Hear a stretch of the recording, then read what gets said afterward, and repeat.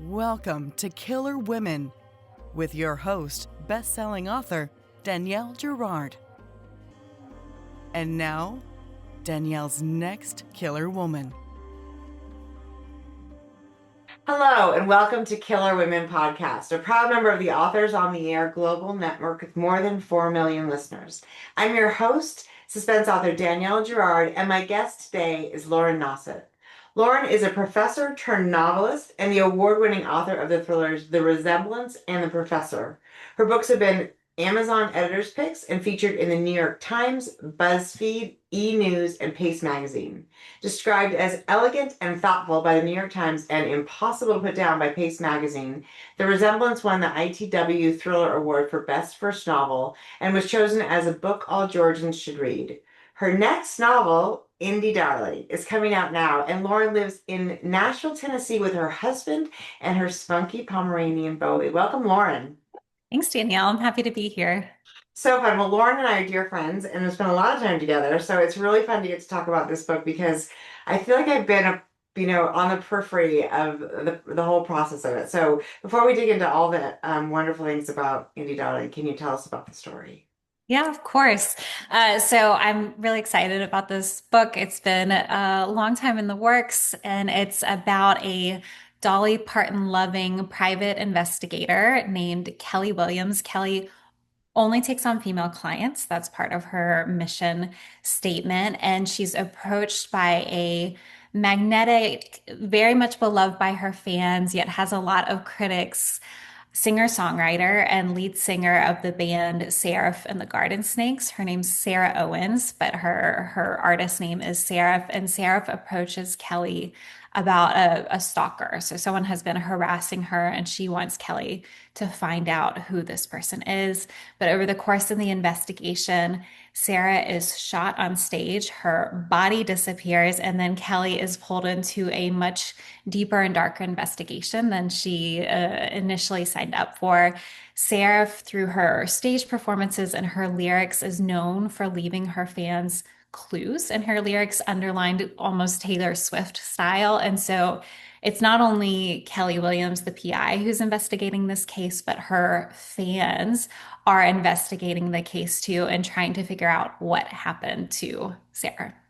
Yeah, there's so many there's so many wonderful elements of this, and really, talk about killer women. It is so rich with sort of the female story, both from in the PI and also the three singers in the Garden Snakes. Not just Sarah. So tell us, we talked a little bit about this because your first husband was a singer-songwriter, and this book, tell us about the story of that. That's a you lost him in the first year of marriage, so that was and how you came back to this book again, because it's really incredible, Lauren.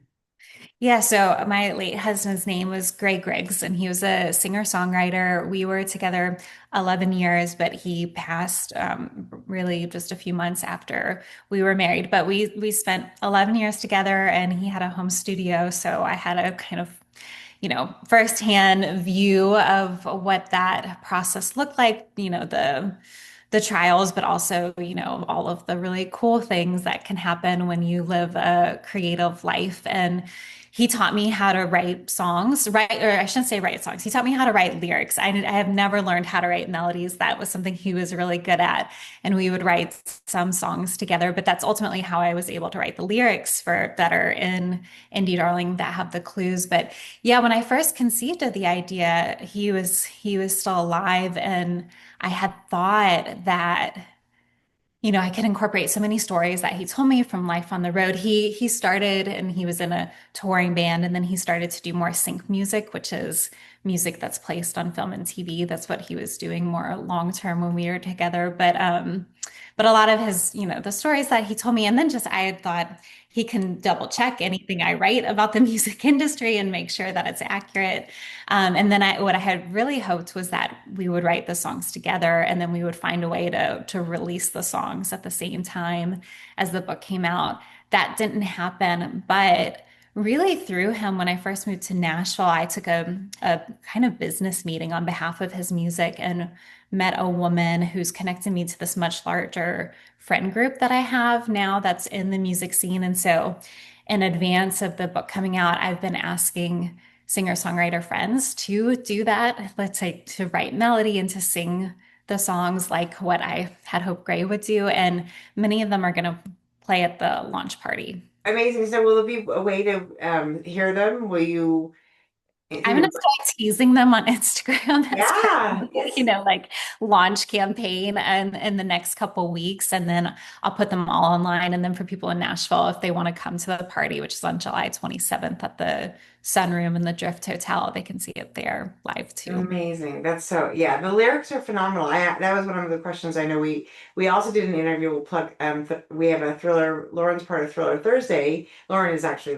the launcher, the creator of Thriller Thursday, which is a newsletter that we're participate in that shares, recommendations and interviews with authors and stuff, and it's on Substack. If you don't subscribe to that already, you gotta go join that. But we did a fun interview. And one of the things I want to talk about in this book, because it really is a book about sort of like the idea that women have to sort of hide themselves behind these, whether it's, sometimes it's just makeup or, but behind all these facades to sort of protect the individual person, because particularly famous people, and you mentioned Taylor already, right? These who are sort of the audience suggests they feel like they know you, even though of course they don't know you. And Right. so talk about, I think it's particularly hard for women because I think there's also this sort of angry sense that we should have access to them.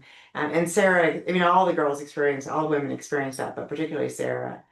So what were you, as you were developing this book, were you thinking? Obviously, you were playing with these sort of realities of being a woman and being a woman in this industry. Yeah, and you're right. It's every female character. So Kelly, of course, is a private investigator, is wearing disguises. There's also part of her backstory that means she's never entirely quite true to herself in the way that she behaves. And then, of course, with the singers, Sarah has this vision of who she should be as an artist, which to me is very Taylor Swift. Like she is a perfectionist. She wants to do everything right. She wants to do everything for her fans, but it starts to bleed into her personal life. And there's this question of and that her bandmates especially pose, because then she wants her bandmates, Janelle and Remy, to do the same thing. And so to be very, very private, very controlling.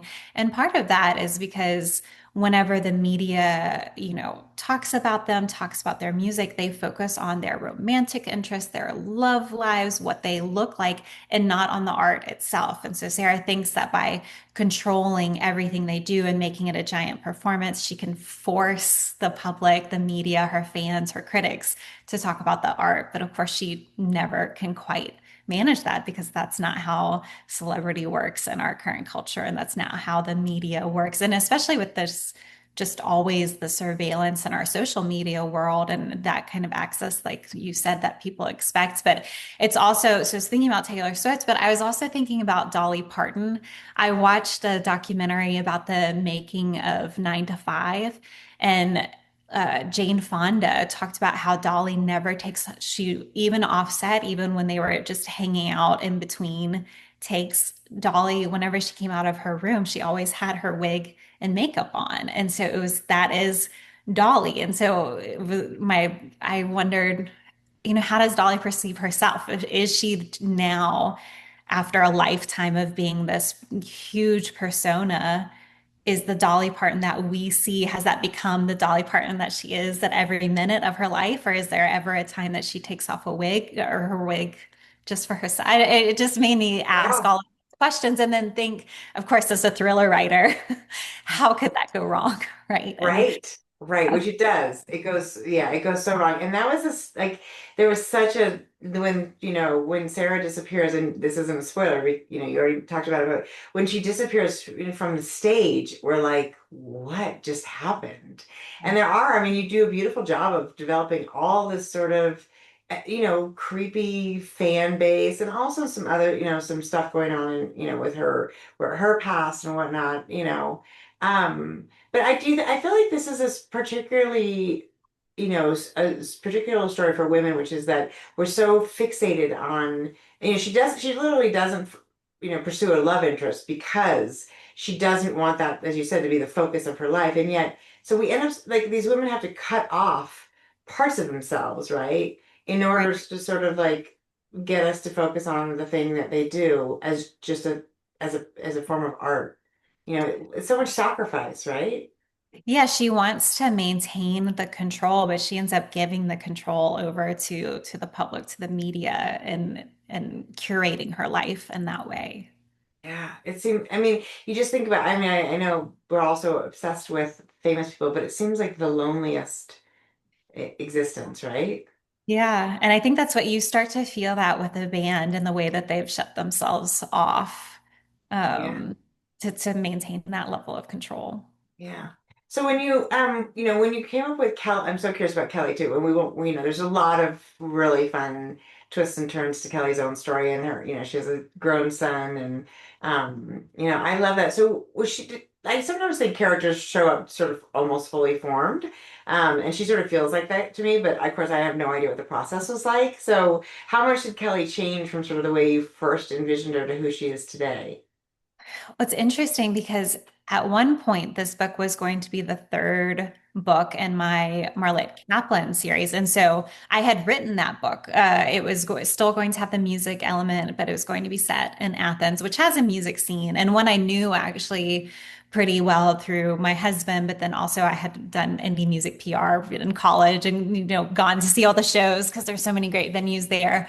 But obviously, setting the book in Nashville made it so much bigger because the music scene here is so much bigger. But I had so Marlette Kaplan was the protagonist in the book, and Kelly was a side character. So Kelly was going to be this PI still, who then hires Marlette because of her skill set as a former homicide detective to work with her on this mission to support women, and then is pulled into the investigation. But it was Marlette who was going out and really doing all the investigating. And Marlette, I love writing her, but she pontificates a lot on the state of the world. She's a little jaded because of her own experiences. So when I changed it to be Kelly, Marlette's the type of detective who's like going to scowl at a suspect and kind of pressure them. And Kelly literally in one scene bakes a suspect cookies. It's just a completely Right. different character. So it really was a huge rewrite, but it was fun to take Marlette, who's somewhat dour, and turn her into Kelly, who even as she is being pulled into this dark investigation, she still has this brightness and Right. lightness and love for And with her fancy shoes and her lipstick, I mean, yeah, yeah. she's so I love there's so much and it's fun to picture her because I did picture sort of Dolly, I mean, because she's a Dolly lover, obviously Yeah. not exactly Dolly Parton, but somebody sort of who tilts that way. So no, I remember I think maybe you told me that once before and I had forgotten, but yeah. So it's such a different, type of And I listened to Dolly Parton on repeat her music while writing Kelly's character because I just wanted her to have that energy, those kind of aphorisms and adages, those positive adages that Dolly's so famous for. Well, And and the thing we love about Dolly is that it's not like everything's been super easy for Dolly, right? I no, mean, she's been through a lot of, she's been through a lot. And I feel that way about Kelly too. It's like about how you can turn something negative into something positive, which I think is true for a lot of these characters, right? And I think by the time we get to be a certain age, maybe we're there already, I don't know. It's like we've been through enough that it's, you really do. You have to sort of fight your way to be like, oh, there's a silver lining, there's a bright side, yeah, keep it's a it. choice. That perspective on the world, I think we learn over time is a choice. Yeah. Yeah. And then so talk about the lyrics because there really are, I mean, there's at least a dozen songs. How many songs? There's 10. There's 10. Okay, there's 10 songs in here, which are beautifully written. And I feel like that the fun thing about reading a song too is it really made me slow down. It's like reading poetry, you read prose, and then all of a sudden you're like, whoa, I gotta, and you kind of like in your own mind, and I have no musical talent whatsoever, but I did find myself like trying to imagine what it would sound like to music. And so what was that like? How did that feel? Because, obviously we write tons of prose, but that I assume was sort of the first time you'd done something like that other than maybe with Gray. Yeah, it was the first, yeah, because with Gray, he would have the melody and then I would stick the words in where this is the opposite. And it's been interesting because going to visit friends who are singing this now, they're putting melodies to the lyrics, which I think is harder, but I don't know because I don't do that. But yeah, it was so satisfying because, prose and novels, that's long form. I mean, that's 300 plus pages that we're going to write and rewrite and write and rewrite and spend years on. But a song you can sit down and write, I think Dolly can write one in 10 minutes, but you can sit one and write it in an hour or so and then kind of fine tune it. And so for a couple evenings, I sat down and every night wrote one and I listened to Lana Del Rey on repeat because that was kind of the vibe I was going for. And then I already knew each song is based on a mythological or biblical I love figure. that.